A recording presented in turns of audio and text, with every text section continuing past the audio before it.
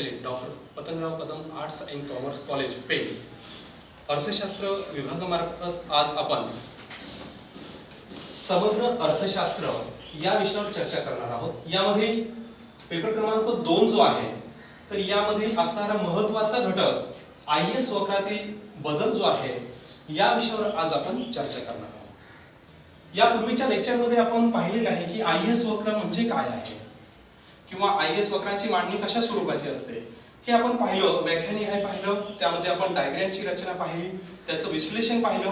म्हणजे संपूर्ण आपल्याला आयएस वक्र जे आहे ते लक्षात येण्यासाठी पार्श्वभूमी आपल्याला जे आहे आपण स्पष्ट केलेली आहे आणि यानंतर आपण आयएस वक्रातील जो बदल जो आहे या मुख्य घटकाकडे आपण जाणार आहोत। तर आयएस वक्रामध्ये बदल कशा पद्धतीने होतो, आयएस वक्रामध्ये नेमका बदल का होतो, तर त्याची कारण मीमांसा जी आहे तर आपल्याला संपूर्णपणे स्पष्ट करावयाची आहे। आकृतीनिहाय जी मांडणी जी आहे तर अतिशय साधी, सोपी आणि सुटसुटीत आहे, त्यामध्ये न समजण्यासारखा काही घटक नाही। यामध्ये आपल्याला आयएस वक्रामध्ये नेमका बदल का होतो तर याची एक कारण मीमांसा आपल्याला स्पष्ट करावी लागेल। तर याची एक महत्त्वाची कारण मीमांसा आहे की अर्थव्यवस्थेचे संचलन कशा पद्धतीचं होतं हे थोडंसं आपण या घटकाकडे स्पर्श करू, या मुद्द्याला थोडंसं स्पर्श करूया। तर अर्थव्यवस्था चालते अशी की यामध्ये एक म्हणजे केंद्र सरकार आणि दुसरी रिझर्व्ह बँक ऑफ इंडिया।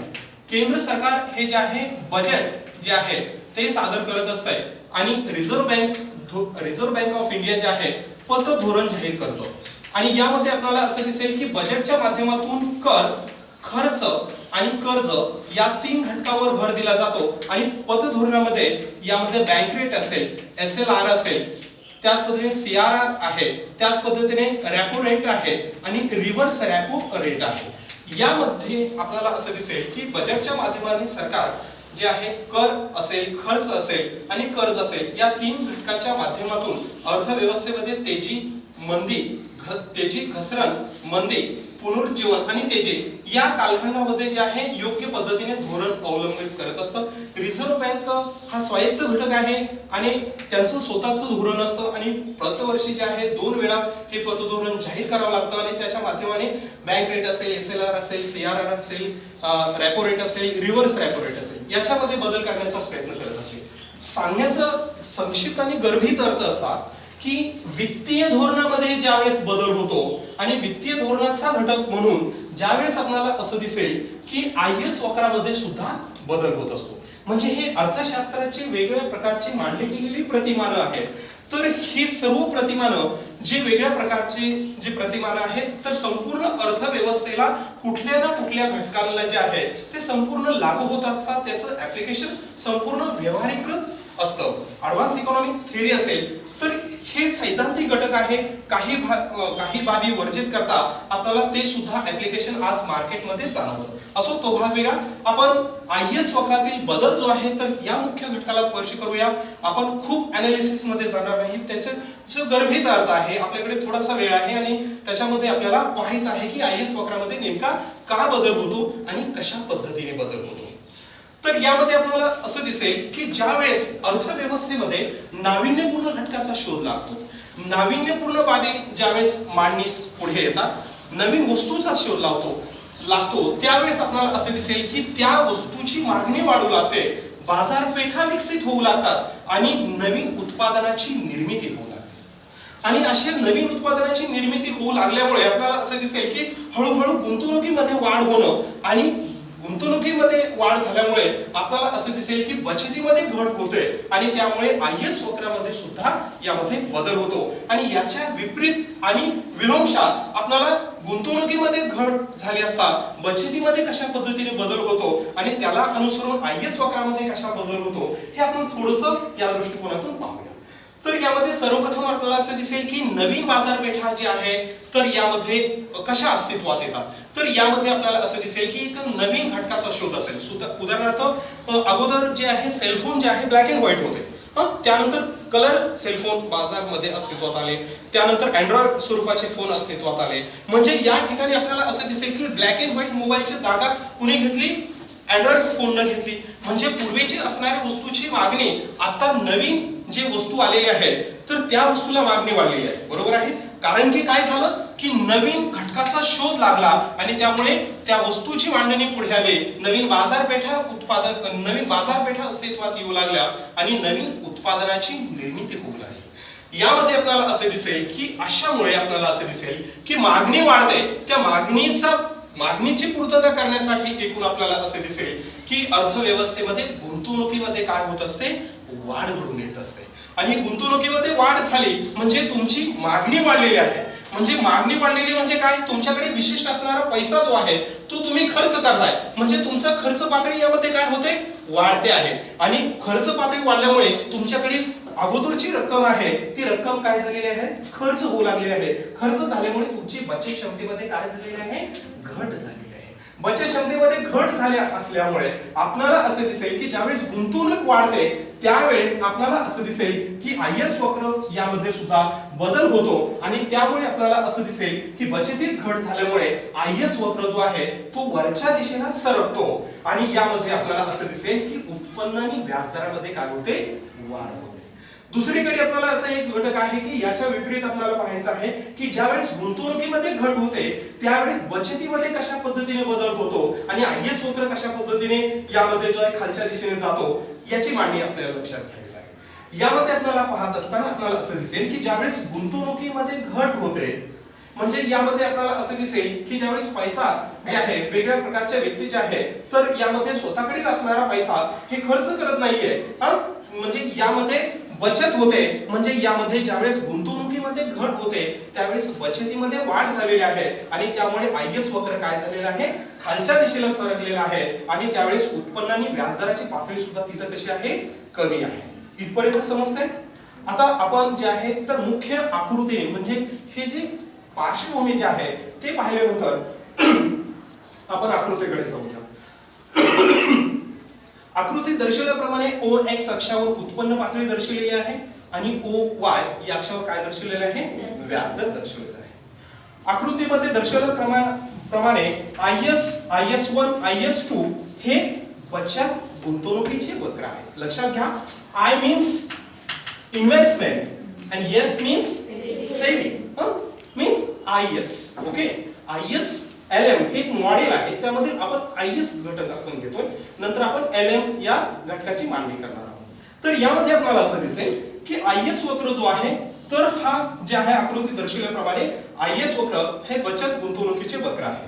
आता यामध्ये ज्यावेळेस कशा पद्धतीने IS वक्र यामध्ये बदल होतो तर आकृती दर्शवल्याप्रमाणे यामध्ये आपल्याला असं दिसेल की सुरुवातीचं जे असणारा व्याजदर पातळी जी आहे OR एवढी, म्हणजे OY या अक्षाला OR एवढी व्याजदराची पातळी आहे आणि उत्पन्न पातळी किती आहे, OY आहे, बरोबर आहे।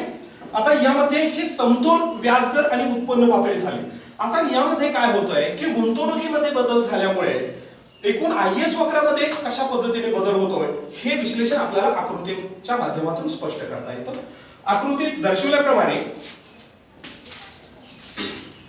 तर यामध्ये पहा की विशिष्ट OY या अक्षावर व्याजदर दर्शवलेले आहे, OX अक्षावर उत्पन्न पातळी दर्शवलेले आहे।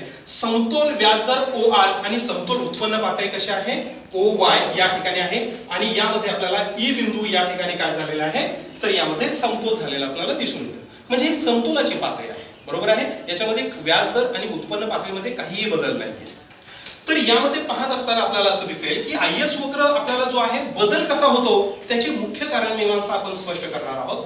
तर यामध्ये आपल्याला असं दिसेल की गुंतवणुकीमध्ये वाढ होते व बचतीत घट झाल्यामुळे आपल्याला असं दिसेल की IS हा जो वक्र जो समतोल उत्पन्न पातळीवरचा जो असणारी जी रेषा IS रेषा आहे तर ही रेषा आपल्याला असं दिसेल की यामध्ये डावीकडून उजवीकडे ही स्थलांतरित झालेली आहे, म्हणजे काय झालेली आहे, IS2 अशी झालेली आहे, बरोबर आहे। म्हणजे या ठिकाणी आपल्याला असं दिसेल की गुंतवणूक पातळी वाढते। ही गुंतवणूक पातळी का वाढते मी तुम्हाला सांगितलं की एकूण वस्तूची मागणी वाढली, वस्तूची मागणी वाढली म्हणजे तुमच्याकडे आवश्यक असणारा पैसा आता काय होऊ लागलाय, खर्च होऊ लागलाय, म्हणजे तुमची बचत जी आहे म्हणजे खर्च पातळी वाढल्यामुळे तुमच्याकडे एकूण बचत पातळी काय झाली, कमी झाली। म्हणजे या ठिकाणी गुंतवणुकीमध्ये वाढ झाल्यामुळे आपल्याला असं दिसेल की एकूण बचत पातळीमध्ये काय झालेली आहे, घट झालेली आहे आणि त्यामुळे IS वक्र काय झालेला आहे, हा IS जो आहे हा मूळ रेषा जी आहे तर IS टू अशी झालेली आहे. या ठिकाणी हा भाग आपल्याला जी रेषा दिसते निळ्या स्वरूपाची, ही रेषा कशी आहे तर ही IS2 वक्र आहे. म्हणजे आपल्याला असं दिसेल की गुंतवणुकीमध्ये वाढ झाल्यामुळे, बचतीत घट झाल्यामुळे IS वक्र काय झालेला आहे, वरच्या दिशेला सरकलं गेलेलं आहे. आता दुसरीकडे आपल्याला असं दिसेल, हा एक महत्त्वाचा भाग, त्यावेळेस आपल्याला असं दिसेल की अगोदर उत्पन्न पातळी, व्याजदर पातळी कशी होती, OR अशी व्याजदर पातळी होती, आणि नंतर आपल्याला असं दिसेल की ही पातळी OR एवढी व्याजदराची पातळी नंतर काय झालेली आहे, OR2 अशी झालेली आहे. म्हणजे व्याजदर पातळीमध्ये काय झालेलं आहे, वाढ झालेली आहे. आणि वाढलेल्या व्याजदर पातळीला इथं उत्पन्न पातळी सुद्धा OY वरून OY2 अशी झालेली आहे. याचा समतोल कुठे झालेला आहे, E2 या बिंदूशी झालेला आहे. म्हणजे या ठिकाणी आपल्याला एवढा संक्षिप्त अर्थ स्पष्ट होतो की गुंतवणुकीमध्ये वाढ झाल्यामुळे बचत घट होते, आणि त्यामुळे IS वक्र जो आहे तर यामध्ये उजवीकडे शिफ्ट होतो, आणि त्यामुळे उच्च व्याजदरास उच्च उत्पन्न पातळी सुद्धा निर्धारित होते. हे आपल्याला E2 या बिंदूवरून दिसून येतं. हा एक भाग झाला.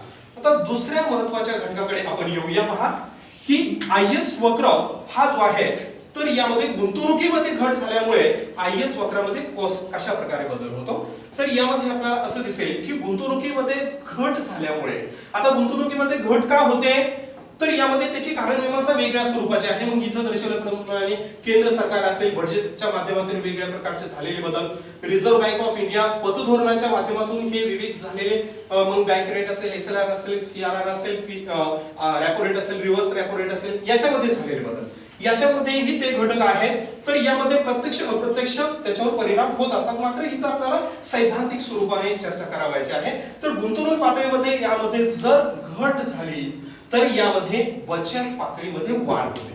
तर ते कसे पहा की ज्यावेळेस मागणी तुमची जी आहे तर घटते, म्हणजे यामध्ये आपल्याला तुम्ही आवश्यक असणारा पैसा जो आहे स्वतःकडे ठेवू लागता, म्हणजे एकूण आवश्यक वस्तूंना मागणी कमी होऊ लागते, आणि त्यामुळे स्वतःकडे रक्कम जास्तीत जास्त ठेवणं, ज्याला आपण काय म्हणतो बचत असं मानतो, आणि ही बचत वाढते. म्हणजे गुंतवणुकीमध्ये ज्यावेळेस घट होते त्यावेळेस बचतीमध्ये काय होते, वाढ होते. आणि त्यामुळं IS वक्र हा जो शिफ्ट झालेला IS वक्र जो आहे तर हा काय होतो, डावीकडे जो आहे तर यामध्ये स्थलांतरित होतो.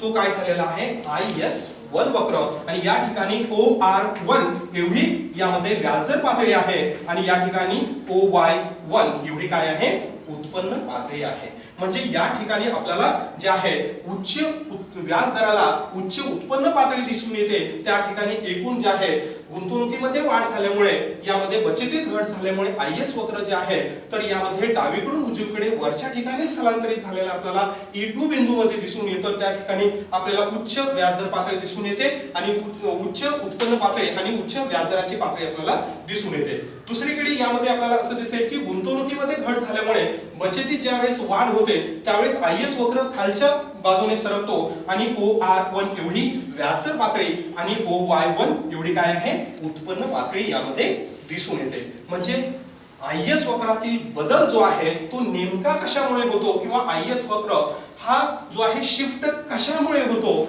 एवढी जरी आपल्याला मीमांसा जरी समजली तर हे आकृतीचं विश्लेषण किंवा आकृतीची जी मांडणी जी आहे तुम्हाला निश्चितच यामध्ये सोप्या पद्धतीने मांडणी यामध्ये करता येईल. त्यामुळे इथं शॉर्टकट दिलेले आहेत. पहा की हे मुद्दे जर एवढं जरी परीक्षेमध्ये तुम्ही एवढं जरी लक्षात घेतलं किंवा एवढ्या बाबीची जरी मांडणी केली तर यामध्ये तुम्हाला विस्तारित पद्धतीने पुस्तकामध्ये सुद्धा वाचण्याची आवश्यकता नाही. एवढे मुद्दे वाचले तर ज्यावेळेस परीक्षेमध्ये तुम्हाला क्वेश्चन विचारला जाईल IS वक्रातील बदल स्पष्ट करा, त्यावेळेस आपण काय करू शकतो, एक डायग्राम जे आहे तो एक दृष्टी समोर ठेवू शकतो, आणि हे वेगळ्या प्रकारचे जे मुद्दे आहेत तर ते जर आपण लक्षात घेतले किंवा त्याची मांडणी जर आपण लक्षात घेतली, निश्चितच त्याचं जे आहे विश्लेषण आपल्याला करता येऊ शकतं.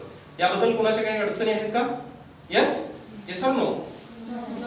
ओके. काही आणखीन काही अडचण असेल तर सांगा. पुन्हा एकदा संक्षिप्तरित्या सांगतो, लक्षात घ्या. एक शॉर्टकट म्हणजे अतिशय संक्षिप्त. IS वक्रामध्ये बदल का होतो, बरोबर आहे? IS वक्रातील असणारा बदल प्रामुख्याने एक व्यावहारिक पातळीवर ज्यावेळेस आपण येतो त्यावेळेस अर्थव्यवस्थेचं संचालन केंद्र सरकार आणि यामध्ये रिझर्व्ह बँकेमार्फत होतो. बजेटच्या माध्यमातून कर्ज हे जे आहे ते सरकार नियंत्रित करत असतं. त्या पद्धतीने रिझर्व्ह बँक ऑफ इंडिया जे आहे पतधोरणाच्या माध्यमातून जे आहे मग बँक रेट SLR असेल, CRR असेल, रेपो रेट असेल, रिव्हर्स रेपो रेट असेल, याच्या माध्यमाने जे आहे अर्थव्यवस्थेचं संचलन होत असतं. ज्यावेळेस हे दोन्ही घटक आपल्या धोरणामध्ये बदल करत असतात त्यावेळेस त्याचा प्रत्यक्ष अप्रत्यक्ष परिणाम संपूर्ण अर्थव्यवस्थेवर होत असतो. आणि त्याचाच एक महत्वाचा भाग म्हणजे त्याची व्यवहारिकता आपल्याला IAS वक्रामध्ये दिसून येते. आता त्याच्याकडे फारसं महत्व किंवा खोलात्मक जाण्याऐवजी शॉर्टकट आपण समजून घेऊया की नवीन बाजारपेठा आहेत, नवीन शोध लागतात, नवीन बाजारपेठा उदयास येतात, नवीन उत्पादनाची निर्मिती होऊ लागते आणि त्यामुळे काय होतं की एकूण गुंतवणुकीमध्ये वाढ होऊ लागते. गुंतवणुकीमध्ये वाढ होण्याचं महत्त्वाचं कारण म्हणजे एकूण जे आहे लोकांची त्या वस्तूसाठी मागणी वाढते. त्याच्यासाठी मी मोबाईल फोनचं तुम्हाला उदाहरण दिलं. त्याच पद्धतीने एक आवश्यक असणारा पैसा व्यक्ती खर्च करू लागतो म्हणजे स्वतःची बचत कमी होते. म्हणजे गुंतवणुकीमध्ये वाढ झाल्यामुळे एकूण बचतीमध्ये घट होणं आणि त्यामुळे IAS वक्र जे आहे तर कुठे जातोय, हा मूळ असणारा IAS वक्र इथं जे आहे तर यामध्ये उजवीकडे यामध्ये जे आहे स्थलांतरित झालेला आहे. IS2 असं आपल्याला तिथं दिसून येतो आणि यामध्ये आपल्याला असं दिसेल येईल की उत्पन्न म्हणजे व्याजदर म्हणजे उच्च व्याजदरामध्ये उच्च उत्पन्न पातळी इथं आपल्याला दिसून येते.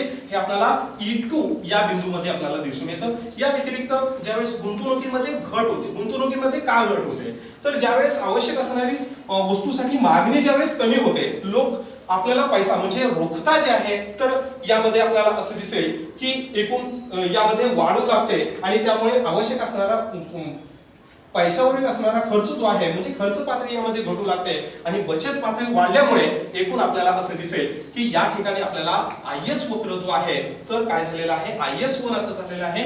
OR1 एवढ्या व्याजदराला OY1 एवढी उत्पन्न पातळी निश्चित झालेली आहे. या ठिकाणी IAS वक्रातील असणारा बदल हा घटक इथं काय होतोय, संपतो आहे. एवढं जरी परीक्षेमध्ये तुम्हाला किती गुणासाठी प्रश्न विचारला जाईल, 10 गुणासाठी, बरोबर आहे. तुम्ही किती उत्तर अभिप्रेत आहे, बॅक टू बॅक 1 पेज, बरोबर, 1 पेज आणि थोडस पुढे अर्ध पेज.